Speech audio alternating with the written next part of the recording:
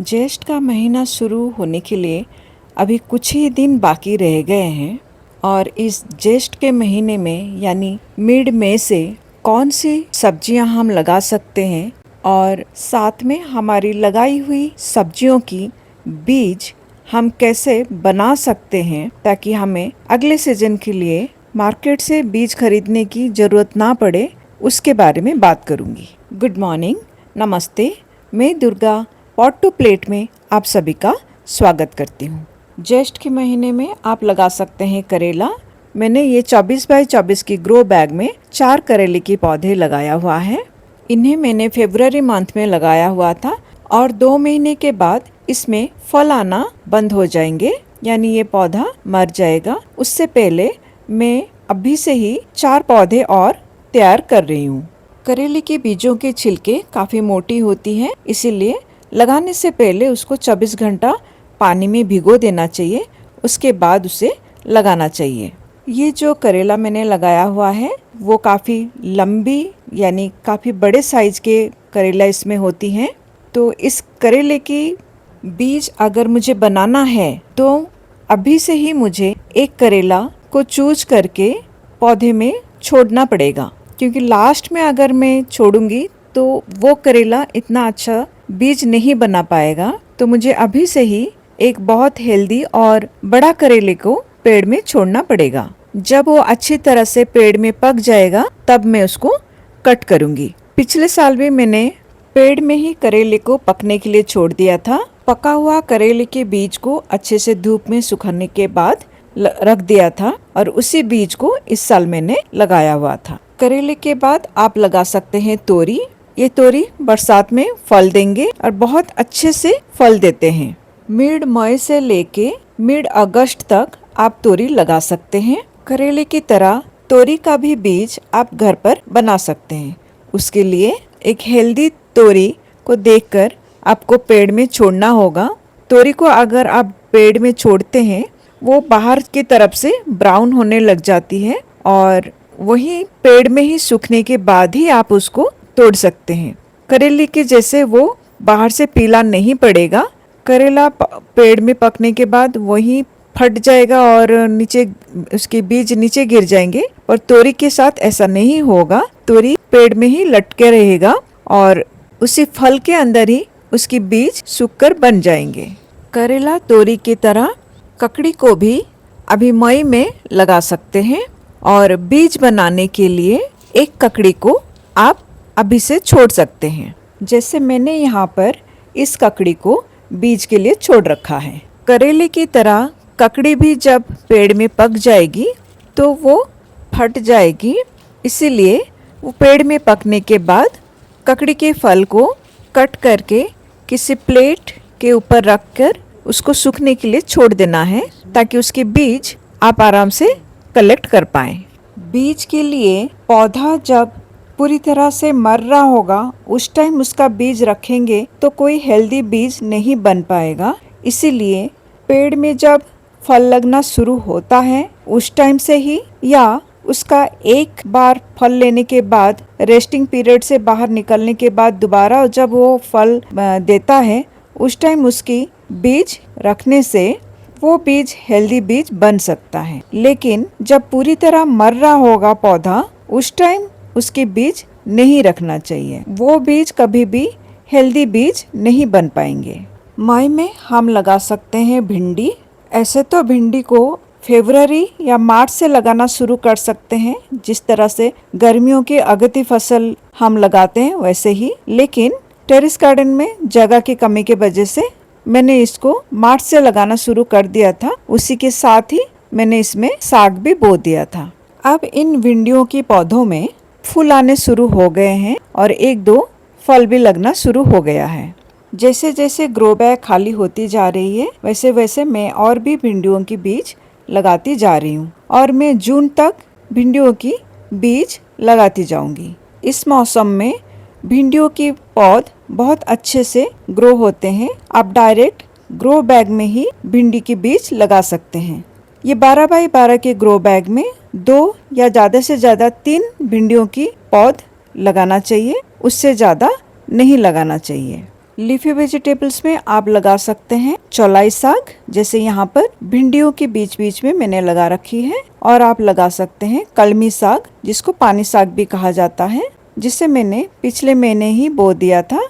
इसको कटिंग करके खाया जाता है। जितना आप इसको कट करेंगे उतना ही वो अच्छे से ग्रो करेगा। मैं लीफी वेजिटेबल्स को ज़्यादातर इंटरक्रॉपिंग फसल के हिसाब से लगाती हूँ। उससे स्पेस की काफ़ी बचत हो जाती है। जैसे भिंडियों के साथ चौलाई साग लगा देती हूँ। पिछले साल पपीते के पेड़ के चारों तरफ कलमी साग को बो दिया था। उससे स्पेस की काफ़ी बचत हो जाती है। कलमी साग क्रीपर की तरह फैलती है, इसीलिए इसको कभी भी इंटरक्रॉपिंग करने के लिए 24 बाई 24 के ग्रो बैग में ही इसको लगाना चाहिए। लीफी वेजिटेबल्स 1 से 1.5 महीने में खाने के लिए तैयार हो जाती हैं और इनको बार बार लगा सकते हैं। एक बार जड़ से हार्वेस्ट करने के बाद उसी कंटेनर में मिट्टी और गोबर मिलाकर ऊपर की सतह पे मिट्टी फैलाने के बाद दोबारा से चौलाई साग बो सकते हैं। 1 से 1.5 महीने के बाद जड़ से उखाड़कर इस्तेमाल में ले सकते हैं। उससे मेन फसल को कोई नुकसान भी नहीं पहुंचता है। साथ में लीफी वेजिटेबल्स मिट्टी को ढककर रखते हैं, यानी मिट्टी के ऊपर डायरेक्ट धूप नहीं गिरने के वजह से मिट्टी जल्दी सूखता नहीं है। और इतनी तेज धूप के बावजूद हमें दिन में एक बार ही पानी देना पड़ता है। उससे पानी और समय दोनों मूल्यवान चीज की बचत हो जाती है। बेल वर्गीय फसल में आप लगा सकते हैं लॉन्ग बीन या बरबटी। ऐसे तो इसे तीनों सीजन में लगाया जाता है। सर्दियों के लिए अक्टूबर नवंबर में, गर्मियों के लिए फरवरी मार्च में और बरसात के लिए जून जुलाई में। मैंने इसको लगाया था फरवरी में गर्मियों के लिए, और बरसात के लिए जून जुलाई में लगाना चाहिए। तो हम मई एंड में इसको लगा सकते हैं। बरबटी की फसल में पानी जमना नहीं चाहिए। जून जुलाई अगस्त में काफी बारिश होती है। बरबटी को जिस भी ग्रो बैग में आप लगाएंगे या कंटेनर में लगाएंगे, उसमें बहुत अच्छे से पानी निकल जाना चाहिए, उसकी व्यवस्था करना चाहिए। नहीं तो बरबटी का पेड़ की जड़ में रूट रॉट हो जाता है। और बरबटी के फसल को पोटाश की बहुत मात्रा की जरूरत होती है। पोटाश के लिए आप केले के छिलके का पानी या राख का भी यूज कर सकते हैं। इसके पौध काफी जल्दी तैयार भी हो जाता है। लॉन्ग बीन के बीजों को भिगोने की जरूरत नहीं पड़ती है। आप डायरेक्ट उसको कंटेनर में बो सकते हैं। बेल वर्गीय फसल को बड़ी कंटेनर में लगाना चाहिए। मैंने यहाँ पर 15 बाई 15 के ग्रो बैग में 6 बीज बोए थे और एक फैमिली के लिए 2 ग्रो बैग में 6-6 12 अगर पौध लगाते हैं तो एक फैमिली के लिए सफिशिएंट सब्जियां निकल आती हैं। बरबटी की फलियां बहुत जल्द तैयार हो जाती है। हर 2-3 दिन की गैप में बरबटी तोड़ने के लिए मिल जाती है और एक बार फसल लगाएं तो वो 6 महीने तक उसमें से आप फल तोड़ सकते हैं। बरबटी की फसल की बीज तैयार करने के लिए कोई हेल्दी फल आपको पेड़ में छोड़ना पड़ेगा और पेड़ में छोड़ते ही वो पेड़ में ही सूखकर ब्राउन कलर के हो जाएगा। उसको निकाल के आप रख सकते हैं। उसी बीज को आप अगले सीजन के लिए इस्तेमाल में ले सकते हैं। जैसे मैंने ठंडियों में बरबट्टी लगाए थे और वो अभी पककर इस तरह से ब्राउन हो गए हैं। इसको कलेक्ट करके मैं बरसात के लिए इसी बीज को इस्तेमाल कर लूंगी। बीजों को हमेशा उसके कवर के साथ, यानी उसके नेचुरल कवर के साथ रखना चाहिए। उससे सीड्स 1 साल तक आराम से रह सकता है।